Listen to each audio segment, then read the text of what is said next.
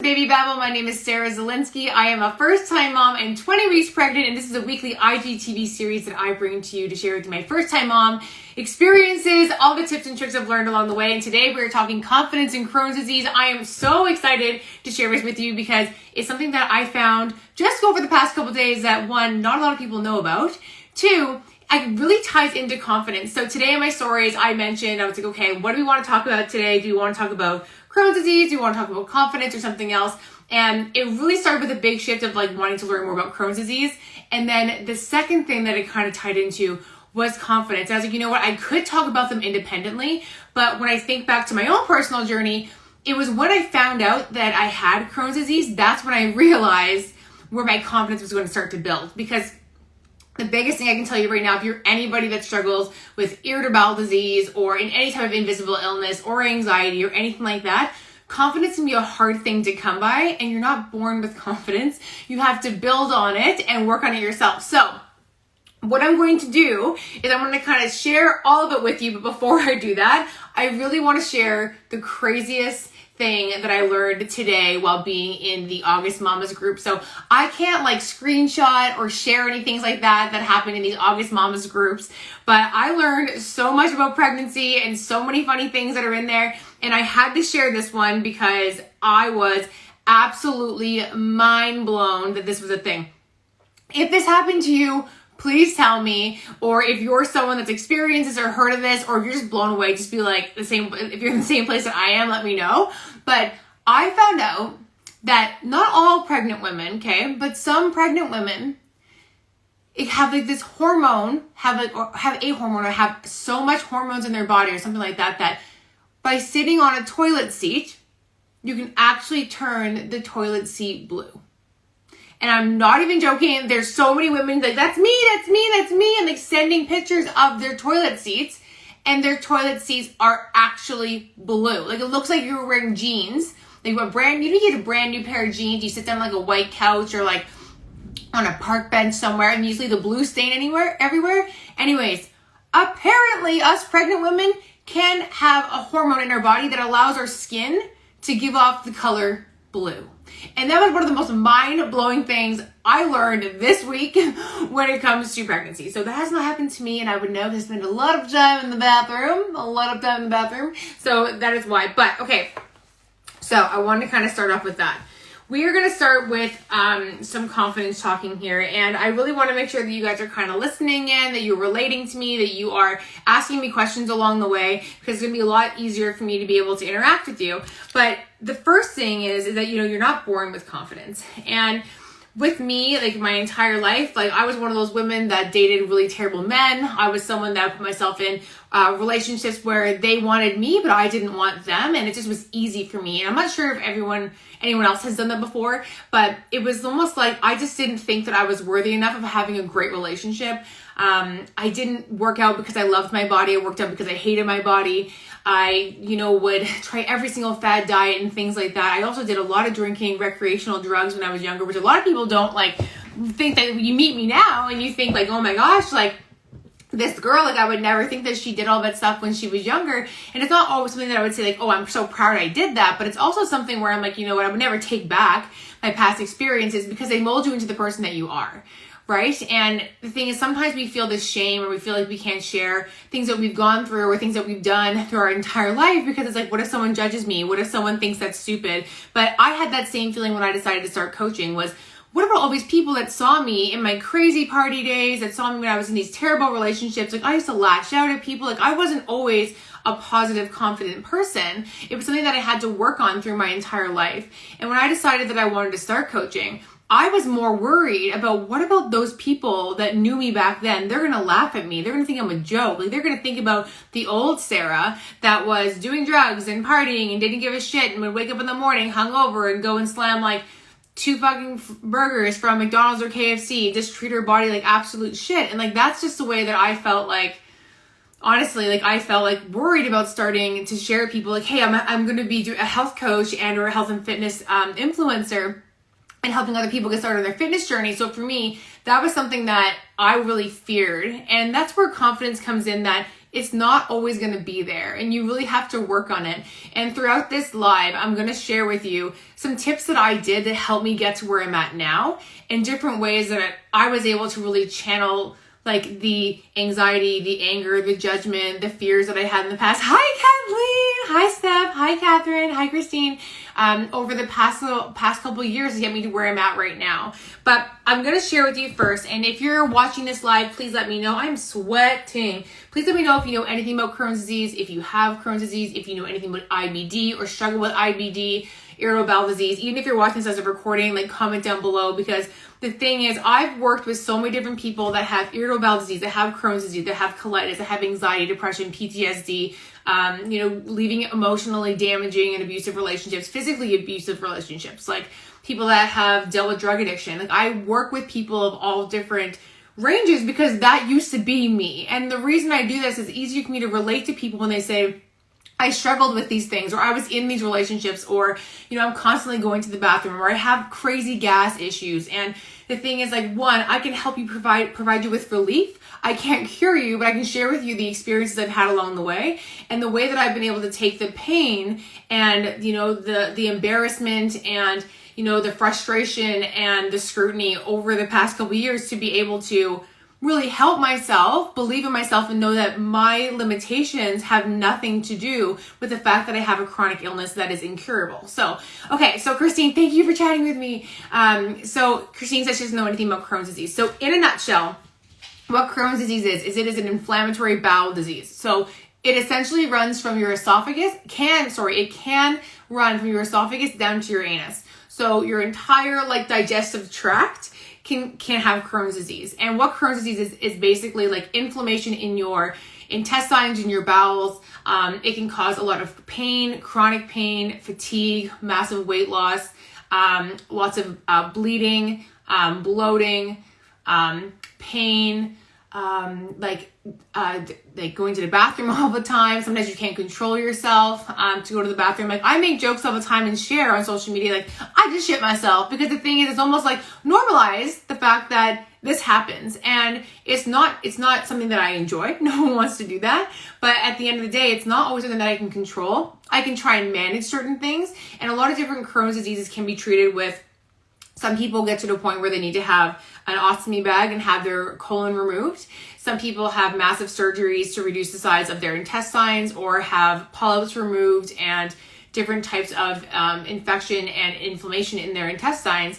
And for myself, when I first found out that I had Crohn's disease, I'd been misdiagnosed my entire life. I struggled with stomach issues my entire life. Some of the different things that I've been diagnosed from at a very, very early age. Hi, Shannon. One of my, honestly, I was probably I remember, and I was raised very, very Catholic. Okay. So I went to church 3 times a week. And I honestly remember being in the bathroom one time when I was in Prince George, BC at the time. I moved. I've lived everywhere. But I was probably 5 or 6 years old in the bathroom, bawling my eyes out. Hi, Christine, screaming, being like, God, why me? Why did you choose me? Why did you decide to make me sick? Why can I not eat food? Why does food make me sick? And praying to God, being like, why am I so sick? And I just didn't understand, either in my family. I went through different diagnoses of them thinking I had celiac disease, or doing different types of FODMAP diets or elimination diets, or I would go through different, they thought I was allergic to white sugar for a long time, thought I was lactose intolerant, thought that I could have had lupus or a thyroid condition. So I had gone through so many different types of testings. I had over 10 different colonoscopies. And I actually remember there was a couple times where I was so violently ill through university or through high school where I just thought it was normal because I was drinking so much. But when I look back at it now, I'm like, those were Crohn's flares. Those weren't me just being a hungover mess. Those were me being violently ill because I was doing more damage, and I was making myself have more pain throughout my intestines through my entire life. So what kind of led up to those things was, having a lot of bloating, anytime you eat something, having to go to the bathroom very quickly, bleeding when you go to the bathroom, lots of pain, not being able to sleep well, lots of gas, having to go to the bathroom all the time.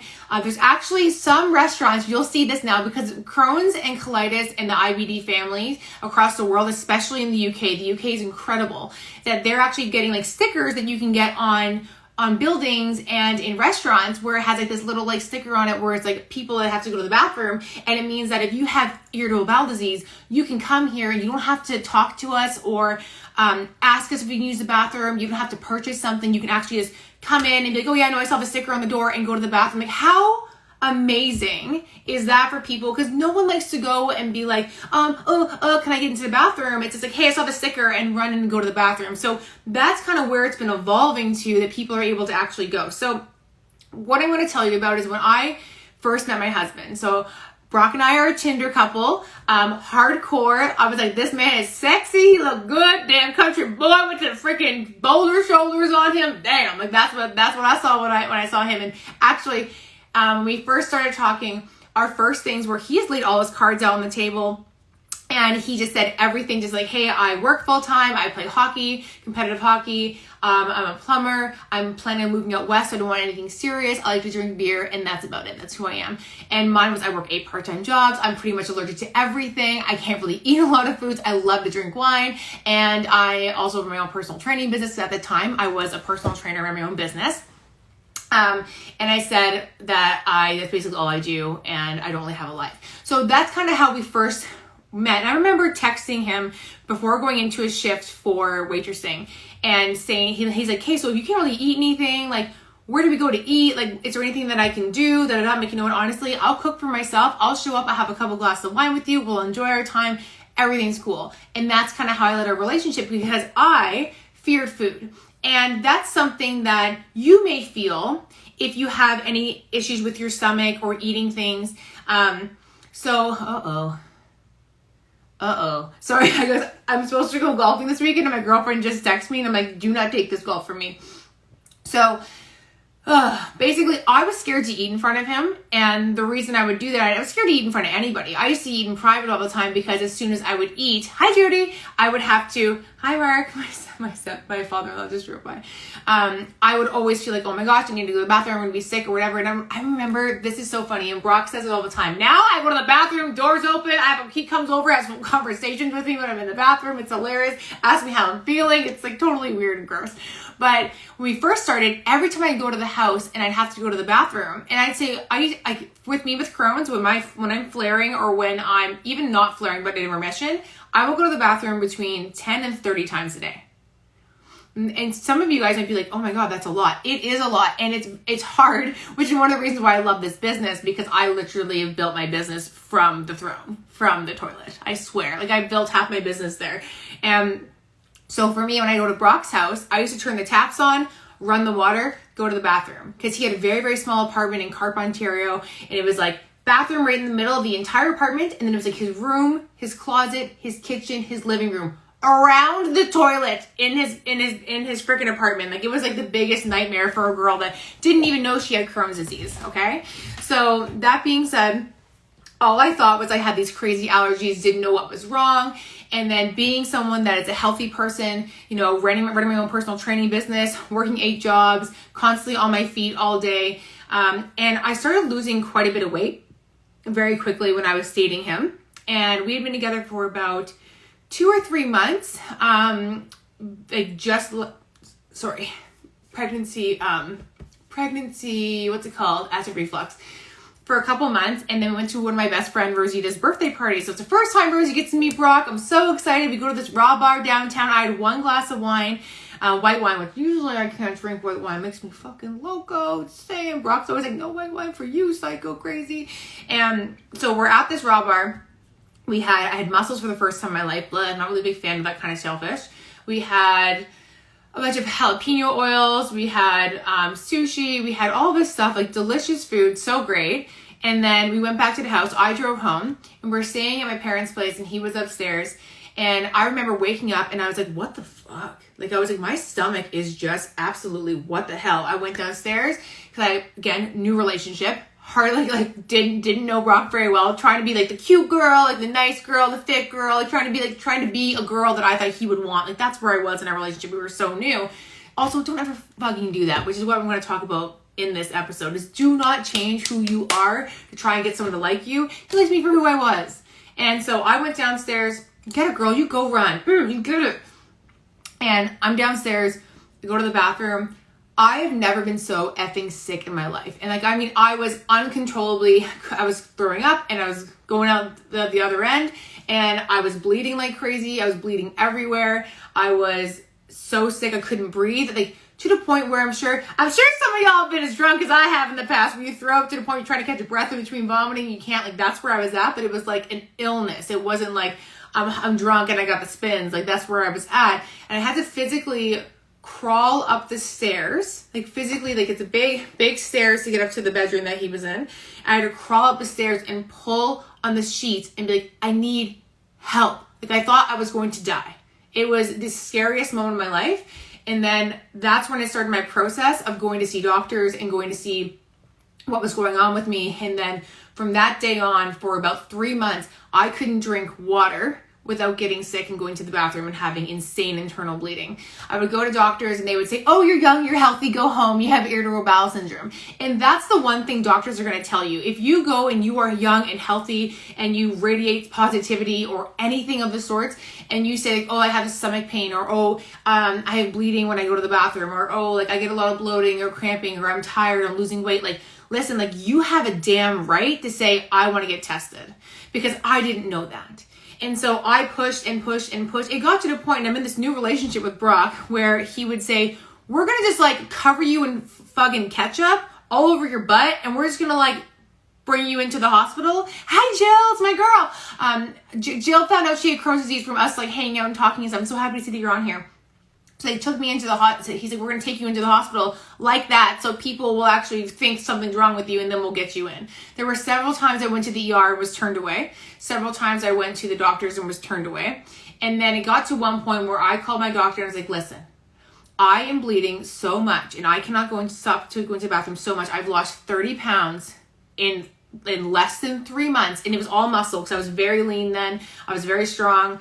I was doing personal training and waitressing, so all I was doing was on my feet all the time and teaching training classes. And I was a boot camp teacher and a one-on-one teacher. And when I was teaching my boot camps, I did the entire workout. I wasn't one of those trainers that stood around and was like, "Hey, you do this and you do this." Like I did the entire workout through it. And when I started getting sick, I would have to leave my classes. And I'd be like, hey, we're going to do this set. I'd go to the bathroom, come back. And everyone was very concerned about me because it wasn't normal behavior. So what it took for me to finally get in to get a colonoscopy and be seen was, one, I had a brand new nurse working at the clinic I was going to who decided to prescribe me an Imodium and a bowel blocker. So I would stop going to the bathroom. And I had told them how much I was bleeding, but they weren't listening to me. So with that happening, what ended up happening to me was I almost died because I ended up getting a blood bowel blockage and was passing out. So that was the point where I was finally able to get into the hospital again, was released after they were able to get my body moving again.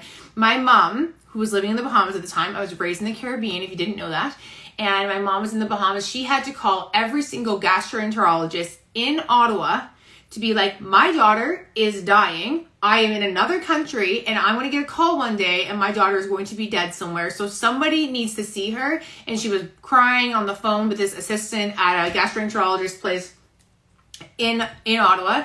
And that assistant got a doctor on the phone for me because she felt so bad for my mom. And then that doctor called my doctor and said, get her in for a colonoscopy next week. And that is the way that I was able to be diagnosed. And the thing is that if you're in Canada, I'm in Canada, and I know it's different everywhere across the world, okay? But you have a right to demand and ask to be treated. But I didn't know how to find out what was wrong with me. I didn't know what was wrong with me. At the end of the day, if you take anything away from this at all, demand to get a colonoscopy and demand to see your results. Because the thing is that I'd had a couple different colonoscopies, but I'd never had a full. So I don't know if anyone else is like this, but I am. I have to be like sedated to another level for me to get put under. I had my tonsils taken out. I woke up part way through my procedure. I was coming out of in and out of anesthesia. Like I need double the freezing gel in my mouth. So I'm sure the epidural's gonna be great. I'm sure it's gonna be great when I go to have this baby, because I do not do well. I like cannot take any type of anesthetic. So this doctor is like, you're getting a full anesthesiologist. Like, we're going to get all this done for you, all the things. She got me in. And when I came out, she said, you have one of the most severe cases of Crohn's disease that I have ever seen. Ever. And so that means that I had severe like infection and bleeding and inflammation in my intestines. She's like, this is absolutely insane. And so there's different types of medication you can be on. She put me on Mezavant, which is $500 a month. I didn't have insurance, by the way, at the time. So that was expensive. And then that was kind of my journey. And I was on that for, Brock and I moved to Saskatchewan 3 years or so. And then I came back to Ottawa. I got sick on and off then. But like the thing with Crohn's is like you lose your muscle, like you lose everything. But here's the thing. When I found out I had Crohn's disease, had never heard of it in my entire life. I'd heard of like every other thing in the world. Like a lot of people haven't heard about it, right? And here's the thing. When I found out that I had Crohn's disease and I had someone that stuck with me, Brock, who I'm now married to, holding his child in my belly, like that stuck with me through a time where I was, in my mind, had the most disgusting possible problems, because I'm like, hey, you're with someone that chronically has to shit all the time. Like, how is this a cute girl to hang out with and be around, right? Like, and there's a lot of different people that are out there that struggle to think that you can't find love and you can't be a confident person. And like, who can be confident when you constantly have to go to the bathroom all the time? And like I think like almost every single girl and guy out there has like, I don't want to go to a party and have to poop. No one wants to do that. Like I know my girlfriends carry around those little tiny pooperies with them in their purses because no one wants to know like who pooped in the bathroom last. Like that sucks, right? But the thing is, for me, was once I found out what I had, I was like, hey, I have an answer now. At first I was really upset and I was scared, and I'm not going to lie about that. But the thing is, your mind really controls everything. And if you're constantly focused on the negative or the fact that like I have an illness or a disease, and like the first place I went was social media, and I could not find anything positive. And still to this day, like there are a lot more people that are positive and share, about their journey in a great way. But when I first went there, back when I was 23, when I was diagnosed and was on social media, everybody was just dying. And that was terrifying. All I could see was people just dying and being sad, and, I'm in the hospital this and I'm that, and here's my drug infusion and here's this. And I'm like, shit, there is nothing exciting or motivating or positive or enlightening of me seeing you consistently in the hospital. Yes, share your journey. But the thing was that no one had really met that point where I was able to see hope. And I was like, well, fuck, I want to do it then. I'm going to be the one that figures out how to do this. And I flipped the switch in my own mind. And this is where I say confidence is something that you have to build in yourself. You're not born with confidence. You can't be born with Crohn's disease, apparently. But the thing is, like, get it, girl. Yes, this girl is crushing this run.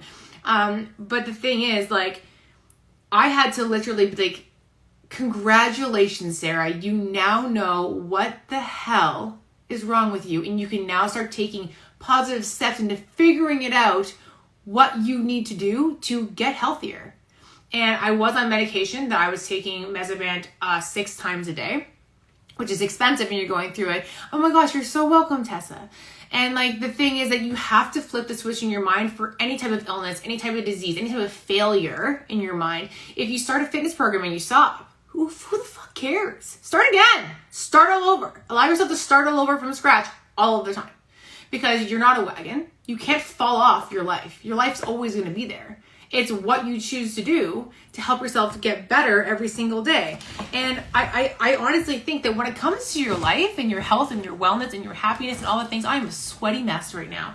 You have to be so bold and confident and courageous enough to ask for what you want in relationships, in your health, in your wellness, in your mindset, like to your doctors, like say, like, no, like something's wrong, test me. You have a damn right, okay? And so for me, I started to flip the switch. I did not know how to eat for my body, and I will tell you right now, I still think that the internet is incorrect in the way that they share things about irritable bowel disease and things like that, because I remember the first things they said was like, don't eat seeds, don't eat nuts, avoid high fatty foods, eat a lot of fish, a lot of chicken, a lot of everything. And I tried to follow these diets that I saw online from Google and WebMD and all these different places. But it wasn't until I really started understanding food was when my body started to change. So I struggled with severe to moderate Crohn's disease for 3 years. And then I was introduced to my fitness programs that I currently now offer to people, and I coach people on do this full time. My friend asked me to do an 80-day program with her, which came with a full nutrition plan. And that nutrition plan taught me about how to eat vegan. I'd never known anything about veganism, but by me learning to eat vegan, by me learning what my trigger foods were, because what I have is I get these food lists, okay? I have food lists that are super simple. It's like fruits, veggies, proteins, carbs, healthy fats, seeds and dressings, oils and nut butters. And as I started to learn, yes, girlfriend, like you demanded your scope test so you could figure it out, like because they were not going to give it to you because you are healthy and you are an amazing person and positive and you take care of yourself. And I think you're doing keto too, right? And like keto works for Jill. Like everyone's effing different. That's the thing with freaking Crohn's disease too, is like every single person is different. Like one thing I tell you to do for me may not work for you, okay? But I learned because of these food lists, instead of having to do those stupid FODMAP diets, I'm telling you, they're disgusting. They take so long. Most people fail doing them because they suck and they're bland. But for me, I knew what my trigger foods were, because I would think, okay, so I got sick today. It's kind of backtrack. What do I usually eat? Blah, blah, blah. And I went through these food lists and I would cross off the things that I will not eat because it will make me sick. And then I started learning how to eat vegan. I started learning how to fuel my body with proper nutrition, how to get balanced macronutrients and micronutrients. And I started drinking a superfood shake. So I drink it every single day. I just had a salted caramel one, which is seasonal flavor this morning. Fucking bomb titty. It was so good.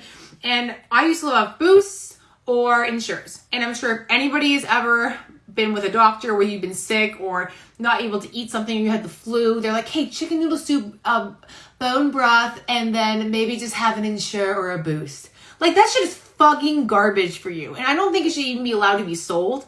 Honestly, think about it. It is a product that is pre-mixed, that is on a shelf for a fucking year. Absolutely the fuck not. So anyways, I started eating vegan. I started like very slowly transitioned. Love me some fucking cheese, okay? And it has nothing to do with me being like, save the animals. It was all about health. And I do love animals. And I do believe in doing it properly and humanely, all the things. However, it was for health reasons, okay? So for me, I learned how to eat vegan. I was able to, within less than a year, and using the superfood shakes, okay? I was able to completely get off all my Crohn's medication, which I was paying $500 a month for.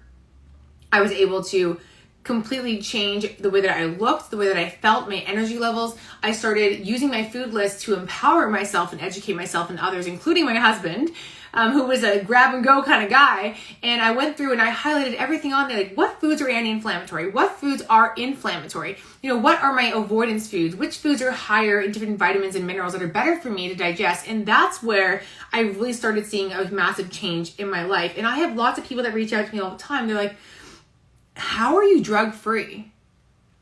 And my gastroenterologist, he's kind of pissed at me that I'm drug-free right now because I'm pregnant. He's like, if you go into a flare, we can't give you anything right now. And I'm like, I don't want my baby coming out pumped with fucking Crohn's disease medication. Like, I don't, which is one of the reasons why I wanted to get to being drug-free. And I will never claim that every single person that has irritable bowel disease or Crohn's disease or anything can and always will be drug-free, but I believe that there's a solution for every person to get control of their disease and be more comfortable without having to just use medication. Jill says, my trigger foods, you're still trying to figure out. One day I'll have something, and then next is a no. It's true, right? And like now even with my pregnancy, like my first trimester, I could eat absolutely everything. I was like, I'm gonna eat every single thing I see. I'm gonna eat all the greasy foods. I'm gonna eat all the great foods. I'm gonna eat all the cheeses. I'm gonna eat all the nuts. Like, I literally was like on a tear, and then my second trimester hit, and I was like, oh, someone wants to kill me and hang me out to dry. And it's been a really, really rough go. Literally on Wednesday, because I texted my business partners and said I may not make team call. Brock was standing outside the bathroom with 911 on his phone, ready to call, because I have no idea what happened. I have no idea if something that I ate. I don't know if it was my stress levels. I don't know if it was baby. I'm waiting to go get a stress test done on Thursday to just check baby's heartbeat, all the things. But I was in the bathroom with a blanket wrapped around me, frozen, and screaming bloody murder, because I felt like there was something inside my stomach that was just ripping everything out at all ends. And that is the scariest part about Crohn's disease. I can sit here and tell you that, I'm in remission, which I feel like I still am, because Crohn's disease make every single day you eat something in the bathroom in 2 seconds. But it was one of the most scariest moments of my life, because in that moment, I could see it in Brock's face too. It was like, it's not just my life anymore. It's also our baby's life in here. And I was just absolutely mortified and just like screaming at the top of my lungs and like into a blanket, which is really, really scary. And it took about 3-4 hours for everything to pass, and I was good. And that's the scary part about it, is it can change at any point in time. But what I know that I can do is like, hey, what can I do? What are the foods I can eat? Keep it really simple. Keep it really bland. Make sure that I'm blending everything as much as I can to get my vegetables, my fruits in, so that I can still get those proper energies. Like, the thing is that because I've worked on my mindset, the way I used to be was that I used to be like, oh my God, F my life. I'm sick all the time. I hate myself. I'm disgusting. I'm worthless. But when you focus on the things that you can control, and you're able to be like, what can I do now, instead of this is what I can't do, that's when your life completely changes. The same thing with me with pregnancy. It's like, oh, you can't do this, or you can't do that. You can't go ATVing. You can't go whatever. You shouldn't be carrying your golf bag, all this stuff. Like, I'm going to do the same things I did before that made me a healthy, strong, independent woman, because I'm going to do it if it's safe and working with my doctor. But you don't have to just completely change your life when you're starting a fitness journey, or you become pregnant, or because you find out you have a new disease. Like, you can take small steps for changes. And I say it all the time, you get 1% better every single day. 100 days from now, you're a 100% better person of who you were before. And we're constantly looking for growth, right? Jody said, I have arthritis, and it's the same thing. It doesn't go away, but with nutrition and these different programs, exactly, the programs that we're doing, it's definitely been managed, and you haven't had a flare in years. It really is about finding a lifestyle that works for you and surrounding yourself. There's some recognition going on with my business, because people are tagging me and shit in the Canada page. Oh my God, fun. But honestly, like, I think the biggest thing for yourself is just being able to step outside your comfort zone and own your shit. And for me, it was own your shit, okay? Own your shit. There's a lot of shit up in here. So the biggest thing is, for my confidence, was, number one, talk about it. Talk about it to your friends, talk about it to your family, use a social media platform. To be perfectly honest, I enjoy talking about it more on social media than I do one-on-one with people, because I feel like it just opens doors to different conversations that I wouldn't ever have before. And it's just like, it's different, and you get to kind of connect in different ways. And I feel like I can talk to my girlfriends about it all the time. Like, trust me, I have the most supportive effing friends that are always checking on me and always asking me how I'm doing. And like, if I'm coming over to visit, like, hey, like, what can you eat now? Like, no, it's changing, and I'm so blessed. But the thing is, like, it's good to talk about it with other people, and to be able to talk to someone that doesn't really know anything but you and what you shared. Shit, yo. But you got to talk about it. You have to get help. You have to seek help. And if you're struggling mentally, I did cognitive behavioral therapy. It was the best thing I ever did in my entire life. It helped me wrap my head around a lot of things. And then the last thing too is, like, you need to just, like, honestly, like, you need to just own it. Like, own it to the point where it's like, if you're like, yep, I have this disease and I am not going to let it take over my life, and I am so positive and I'm so happy. Like, every single time, and Jill can attest to this, every time someone tells me, oh my God, I have Crohn's disease, or oh my God, I have IBD, or oh my God, I have this, how do you do it? And I'm like, congratulations! Yes! This is the best news ever. And like, I have that mentality because I know when people come to me and they say, I have this, what do I do? They're scared. And I wish that I had someone say to me, damn girl, we got this. Let's go. Let's get on this train and start changing our lives, start being healthier, start being happier. Because those are the things that are going to drive you forward to being happy and being comfortable in your own skin. I used to actually stand in front of the mirror and pinch myself to the point where I would bruise, because I hated myself so much. And I would, restrict myself from eating, and I would binge drink, and I would binge eat, and I would throw out my food, and I would blame it on or I'd blame it on alcohol. Like, I was a person that struggled with food for a long time. And a lot of it was because I was scared of being sick and didn't know I had Crohn's disease. And a lot of it was because I was in an unhealthy place in my relationships. Working on confidence was something that I was able to do when I found out I had Crohn's disease, because I was like, I need to own this. I need to understand this, and I need to help other people walk through this. And when you decide to start making a change for yourself to also make an impact on other people's lives, and you don't have to do what I do to do that. You can just be a bright light and be a positive person, and, you know, just like, don't look for pity, look for understanding. And I think that's kind of a good base point, is like, we can talk about our anxieties, we can talk about our struggles, we can talk about our diseases and illnesses and things like that. But when you talk about it in a positive light of, you know, like I'm here, but this is where I'm going, it really empowers people in a different way versus I'm here and I'm struggling and this is where it is and I'm stuck. Like, it's almost like, and I teach this to my coaches and my clients too, it's like, be resourceful in the fact that when you're going to go ask for questions, like, did you look for the answer first, or are you just relying on somebody else to give you the tools and the solutions? Because you're an independent person. Like, you know how to take care of yourself. And if it means standing in front of the mirror and telling yourself that you love yourself. My friend Becca, like, her biggest thing with body positivity was she used to stand completely naked in front of the mirror and just be like, you are beautiful, you are gorgeous, you are sexy, you are worthy. Like, doing those types of things to allow yourself to remember that you need to love yourself exactly where you're at right now, and be able to teach other people along the way that you love yourself too. And even if it's to the point where like faith it till you make it is the word I want to use, not fake it till you make it. But you have to really have faith that you may not be there yet, but if you bore that confidence from your future self, you're going to thank yourself one day. Once you work through these things, you will thank yourself one day for getting out of your comfort zone, for asking for help, for sharing with someone when you're uncomfortable, but working on it. And I think that that's the biggest pivot point, is being able to say, like, I may not be there yet, but I know where I'm going and I know where I'm destined to be. And it's going to take a lot of work, but I'm also willing to put that work in, right? Because your confidence is something that does not come naturally. You have to work on it. And if it is getting dressed up and making yourself look good for the day, taking off your sweatpants, or if it is dancing out to some feel-good music, guys, we have a program coming out on the 19th of this month. It is all about body positivity and dancing. And you better bet your damn ass I'm going to be in my sports bra, rocking this belly bump, doing a bunch of twerking and dancing and all the things. Like, do things that light your soul on fire. Every single day, you have to find the joy in life. You have to find the joy in yourself, and you cannot pour from an empty cup, girlfriend. I will tell you that from the bottom of my heart. If you try to help other people, but you feel empty inside, it is not going to fill your cup. It is not going to make you get better. It's going to make you feel worse, because people are going to come at you, but girl, you are so amazing. Thank you for helping me, blah, blah, blah, blah. But then you're going to be sitting there, but damn, who's here to help me?